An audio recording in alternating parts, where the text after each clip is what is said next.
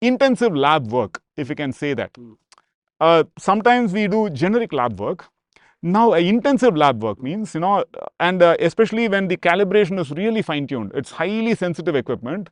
We need to, subdue the external interference, external, signaling, and then amplify the inner signaling.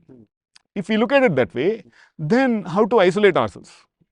Because I used to be in meditative states, but I needed further tapasya to access deeper signaling processes. Right. So that way I recede to a place, to a hut, which is free of external disturbances. And then to reduce interaction with the external world, I take a cooking pot. Simple this with pre-boiled rice and some full moong. These are traditionally acceptable. So simple food without salt, without masala and all that, because they will again disturb, they will again make the mind active towards the sensory input. So now I am wishing to go where the external sensory input, if they are subdued, the mind should be able to withdraw and go inwards. It's like turning the mind within, on itself, on deeper process. So for to be able to do that, an extra circumstance where sufficient length of time I wanted to conduct this experiment, if you can say, a research into consciousness, if you can say that. So I would have to withdraw, and there I and my wife discussed, and it was agreed that I will take up such a effort. One vacation was dedicated to this. So 40 days I withdrew into one hut, and simple life, it's very simple. Yes. Cooking, everything is simple. So this way I don't need to interact with the outside world. No interaction at all, because that interaction might again trigger the mind into external engagement. True. That I wanted to avoid, because this is like a lab process. Yes. Just as in a lab, how do we isolate so that we can observe, Yes. We can observe. Otherwise, live process means, real life means, it's we don't know, confounding variables. It's like that can confound our process of observation and inference. Yes. So similar process with clearing off unnecessary verbal interaction. So when we say mauna tapasya, mauna is at multiple levels. Para, pashyanti, madhyama, Vaikhari. So even Vaikhari can be muted. So Vaikhari shabda, just so that is muted. So that way I don't need to speak for 40 days. Yes. Okay, that itself is huge liberation. Okay, then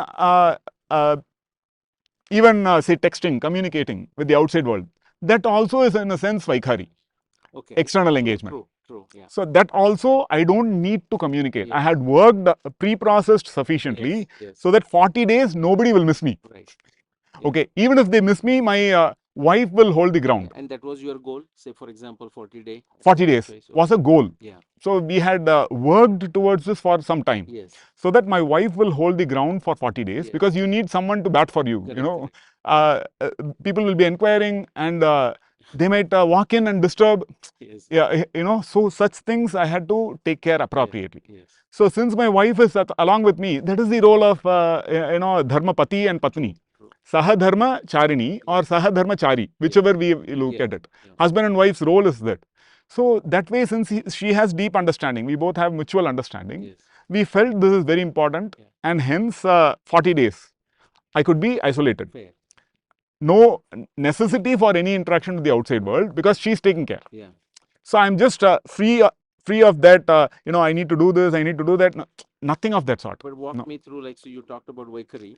But walk me through the 4 stages backwards, like so, that you can also eliminate. Yeah. So Vaikhari, I'm taken care of. Yes. So I don't need external communication at all, physical or non-physical, like a mobile phone, or so those I've taken care of, professionally and personally. Yes. So professionally also, it's official leave, yes. So I don't need to interact. Nobody is going to test me at that time.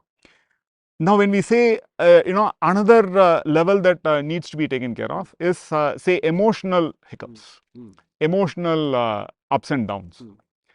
We have had a happy married life. I have had a happy life generally, and remember, I already have a samadhi experience. Is that madhyama? The emotional is a madhyama? So, madhyama can be looked at as emotional. Emotional, okay. where your sentiments, your feelings, they are tugging at you. Now my children are also there. When I am going for Tapasya, already Tejasvi was born. So, but my wife is taking care, and hence I don't have to, I will not be tugged. I will not have guilt, or I will not have lower order emotions I generally have not suffered from. Like the Shadrupu. The Shadrupu, during my experience itself, I felt twangs getting cut, and I was free of that. That was done when I had that experience.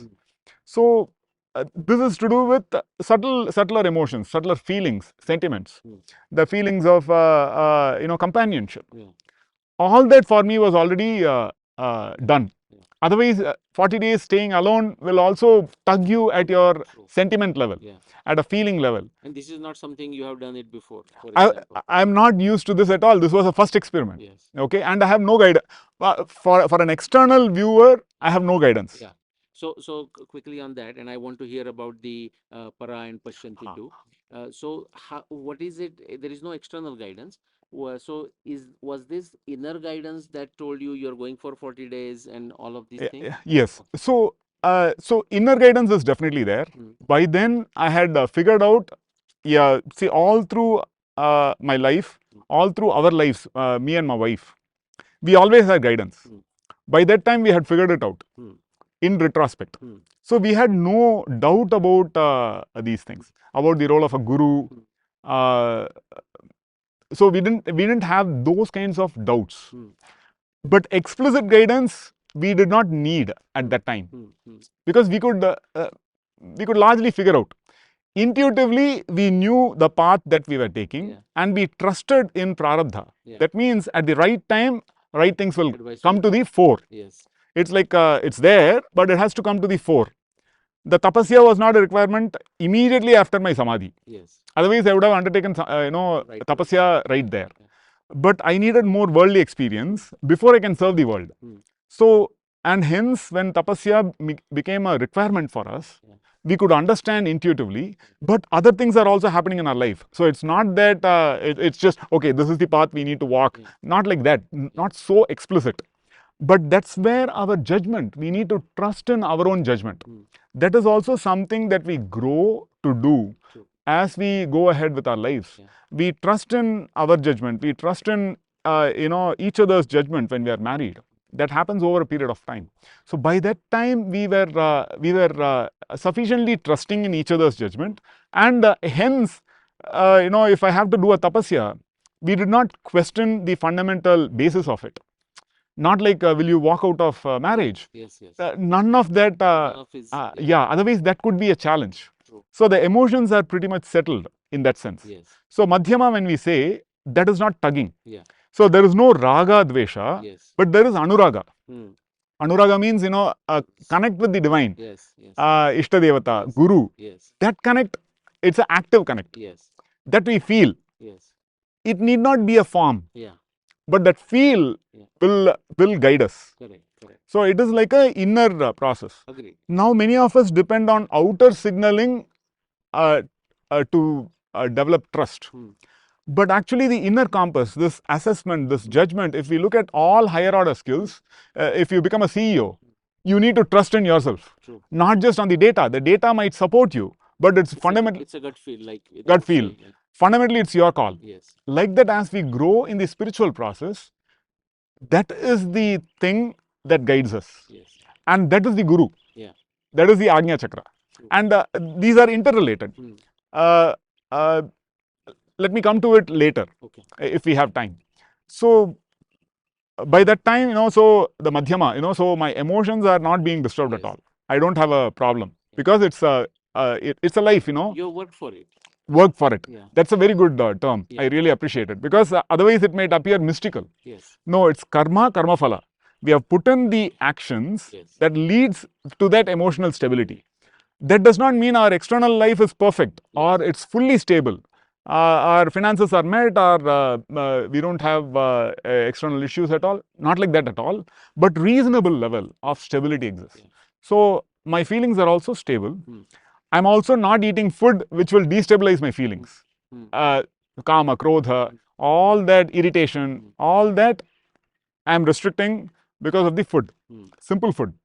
No, simple. That's why in the yogic system, simple vegetarian is advised, so that anytime you need to step deeper, you can easily free yourselves from even that requirement. Right. So this is also signaling. Generally, what engages us with the outside world is also a strong tug on our feelings. We emote a lot, and we give a lot of credence to emoting. Yes. That's who we think. Again, what the world thinks of us. What and the world giving thinks lot of us. time. Yeah. And that would be generally in raga dvesha. I like this, I don't like this. Oh, he likes this. He likes this food. This is his favorite food. Or he hates that, you know. All that is now sort of like stabilized. So that again is not so much of a challenge for me personally. If that is a challenge, anyhow one has to work towards it. So there is a method to this process. Then gradually we come to another signal. So Vaikhari is a signal. When that is sufficiently stabilized, the madhyama becomes visible. Yes. Madhyama is again a signal. Yes. It's like the sentiments, feelings, the roots of those start becoming visible. Yeah, which you are not aware, more like that signal noise kind of. Signal noise. The cruder one out. Now they become. Now these become visible. Yeah. In Siddha, this is called parveke ettardu. Parveke ettardu means parva means our range of vision, and ettardu means visibility. Now it becomes accessible. Yeah. Accessible vision. Earlier it is there, Yeah. but it's not yet accessible in terms of our vision. Yeah. So this is stabilized for me. No feelings, sentiments, emotions. It's not tugging, and that's not my state of reality. Otherwise, I could be busy with those activities. So that has been silenced. I am isolated. Now pashyanti. Pashyanti, it's like see, even this even happens with communication. Since I have been a teacher, when I teach large audience, I clearly see who. We are not talking of people who don't listen. Yeah. That is a different story. Yes. But even people who are listening, paying attention, they would be in this category. So where some people will hold on to my external words, Yes. which is like Vaikhari, they will not grow beyond that. Some people will connect with me with the words and also the feelings. Yeah. They will understand my feelings, sentiments, where I'm pointing at. Yeah. They will become inspired and so on. Some people will be able to, what I am seeing, they will be able to see. Yeah. That is pashyanti. Or what's your ultimate aim behind? Behind this, Yeah. that seeing means not limited to images, Yes, yes. right? Seeing, It's comprehending. comprehending. And that's where dimensionality is not reduced, but it's full blown. True. Because if you need to see where someone is, showing, Yeah. you need the full context of knowledge itself to be able to see that specific thing. Right. So that is pashyanti. Yes. And then para means you don't need to resonate even there. You know the source. You are coming from the same source as the teacher. Those would be very, very few students that I have encountered. Very few are in the pashyanti stage. Many would be in the feeling stage, that they get inspired. Large number would be in the Listening words. But a very, very large number is not there yet. Okay, the Manushyanam Sahasreshu. Yeah. So they are not even paying attention. Yeah. They are in their own world. Yeah. So here we are describing just as outwardly. They're saying Now, it is the lunchtime. Yes, sir. So outwardly, just as we described, growing orders to para, likewise inward. Now the way we connect with ourselves can be Vaikhari, can be madhyama, can be pashyanti, where we see, where we are intuitively visible. What is being registered is intuitive. That is pashyanti, where intuitively everything becomes visible. Okay, you know the source of other things emerging, of your life process. That also is not so much of a problem for me because of this samadhi experience. Samadhi means the knower, known, and the process of knowing starts merging. The boundary is not so strict. So similar thing, since that is there, but now for loka sangraha, I have to go. I have to descend and ascend, descend and ascend. So I am doing these processes, and hence a lab setup where I am isolating myself. So it is not like a end goal. Where tapasya is more like a research process. Yes. Research. Research is not just with the end goal in mind. Right. Where you are going deeper, it's a deep dive, understanding what's emerging, and for it to emerge, first itself when it emerges, you may not understand it. And especially to be able to communicate and talk to people, or develop algorithms and methodologies to access such things, you need to do it again and again and again and again before you can become aware of the weeds, for Yes. example. Yeah, and even you have a challenge of how you explain it to others. Others, Like, yes, you have to use metaphors that Metaphors. they understand that they understand. because Yes. they don't have the experience that you are experiencing here. Yes, Yeah. yes. So, pashyanti, there, what kinds of deeper impressions lie in our mind? Those samskaras start emerging. For example, I used to like knowledge. Okay. So, one can be, if intuitive flashes occur, whole conceptual basis can be downloaded. You can have flashes of vision where you intuitively understand a whole area of knowledge. That can be very fascinating. Yeah, which you cannot explain to others. To How others. did you get that? Yeah. But they can be shown. Yeah. Then they can access such intuitive flashes. Right. This is done in meditation. Yes. But my goal is not just that. Okay. Okay, that can be done, but my goal is not. My goal is to understand the entire process. So that's why when I encountered tapasya, it was not for myself or for my family. It was explicitly for loka sangraha. That's what we discussed. No. So it was so that the world can be a better place to live in. By understanding these inner processes, just as we have discussed external process, inner process. So para also means the source of this intuitive vision. The source is super rich, but it's not that. It's like the field from which everything is emerging, but the field itself is not touched by any of these. So this kind of a process, to understand it, I spent 40 days in Tapasya. This is setting the conceptual frame. Yes, yes. The practices and so on. See, basically in the Yoga Shastra, for example, there is pranayama. There are simple practices. Yama, niyama, asana, pranayama, pratyahara. So from pratyahara onwards, it takes a different turn. Because dharana, dhyana and samadhi, they are looked at as sanyama. Yes, Where yes. fundamental, yes, that's why tapasya is looked at as, for example, indriya sanyama. Otherwise, the mind is rushing outward. And mano nigraha, where the mind, that's why yoga chitta vritti nirodha, tada drashtu swarupe vastanam. Vritti sarupyam itaratra. Otherwise, you are the vritti. Yes. And generally, we identify strongly with that. Yes. So this is to figure out steps by which one can comfortably withdraw when one wants to, where nirodhana happens, nirodha samskara happens, and then comfortably engage back when one wants. So the next time the 40 days was over, it goes like this. Many people think 40 days is like a lot of time. Right. By now, I have had the good fortune of spending more than 300 days in Mount Tapasya. Okay. But I am describing the process. Yes. So even fixing a place which is like free of disturbances, where people understand such concepts and hence they will not disturb you. That itself takes time. Where do I go? Should I go to the Himalayas? Where will I find food? All these are work in progress.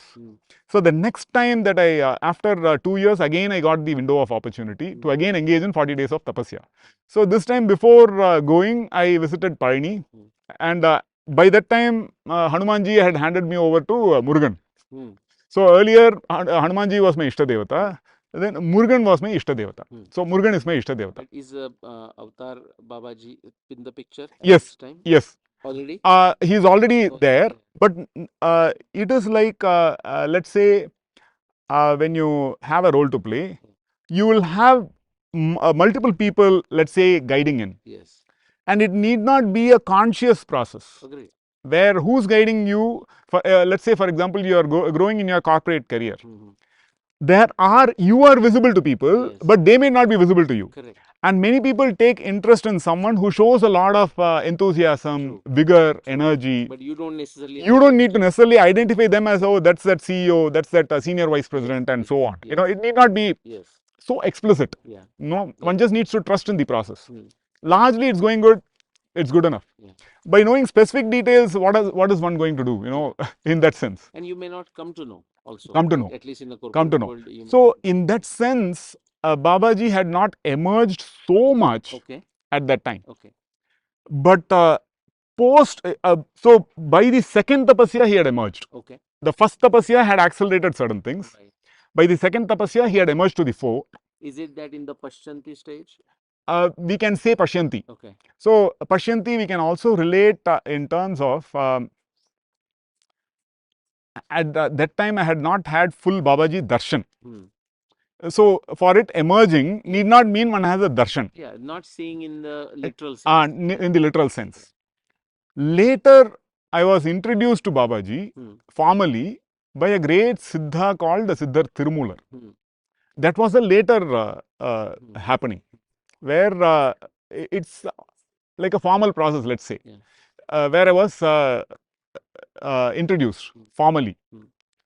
So, Siddha Tirumular is again a very great Siddha Purusha. He is a strong guiding force. Now, that's why when we say Agasthyar, Bhogar, Tirumular, Babaji, for us we don't have we don't have a hiccup where this means that person is out. Yeah. Not like that at all. It's like a guru is one. Guru is one. Guru is definite. That the principle is one, and you don't see this versus that. This versus that. Yeah. But still, Guru is also specific. Yes. No, Guru is Kriya Babaji. Yes. No doubt about it. But all this whole, that's why we say Guru Parampara. It's like a, because many people can start taking interest. Yes. Because you are devoted to Loka Sangraha. Yeah. Right? It is like that. And all well meaning. Not a problem at all. Because your thing is fixed. So, by the second time I went, before that I visited Palani, and then I was shown poha. Okay. Yeah, you mentioned. Yes. So, that gave me, that was a huge discovery. Because otherwise to cook, to eat, then if you cook, you will be wasting food because sometimes you will be hungry, you will not be hungry, and time does not matter because you are cut off from the world in terms of practical interaction. Yeah. So, this I was introduced to the Siddha superfood, so to say. Yeah. So, that is aval pottukadla. You know, pottukadla is roasted channa without salt. It's very tasty, nutritious, and you can have it any time of the day and night, but it will not disturb the doshas, vata, pitta, kapha. So, like that I had a beautiful time. That was the second stint of 40 days. Then, by that time, the need for an ashram emerged. Already people started living with us. So, by 2015, we identified the ashram space. We were directed, in a divine manner by Muruga Perumal directed us to this place. This is a very holy place. This is a Siddha Kshetra, where Ivyar malai, the not well known in this yuga, but otherwise a very powerful sthala. So, when we, Palani is just 15 kilometers from here. So, this is very much within the Murugan Adikam, we say. The Murugan is the Adhipati. Like a Murugan Kshetra, like a Parshurama Kshetra. Yes, this is a Murugan Kshetra. So, we were directed here, and that's how, the rest of the journey. Then I had further opportunities for Tapasya. The hill is accessible. There are caves in the hill. As one invests in it, it is just like a scientist. From a 10th standard view, 12th standard might seem like that's it. From 12th standard perspective, college will seem like that's it. After that, I'm earning. But once one starts earning, it grows further. Like that, a scientist, initially a budding scientist might think, if I discover this is it, that's it. But that further emerges further areas of research.